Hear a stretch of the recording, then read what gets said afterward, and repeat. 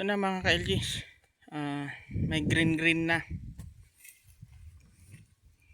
Kita natin yung tubo ng ating palay.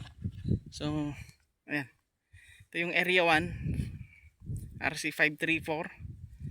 Then itanim ito nung 22, today is 29, so 7 days after sowing. Ito na siya.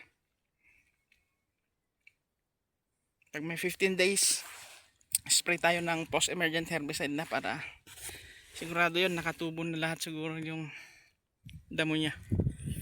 Ito yung saog dry natin. Yan na. Tumubo na. Lumin natin. Yun. Yan. Marami pang tutubo dyan. Kasi nga, kulang pa yung basa ng lupa. So, yun. Parehas din sa kabila. Pinasyalan ko kanina. Ganun din. Hopefully yung paparating na bagyo at magdala ng ulan dito naman sa western part ng Luzon,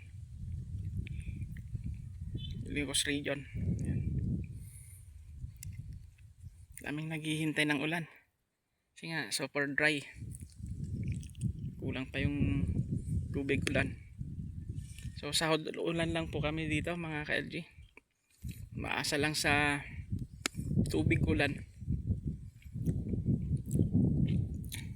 Okay, happy farming.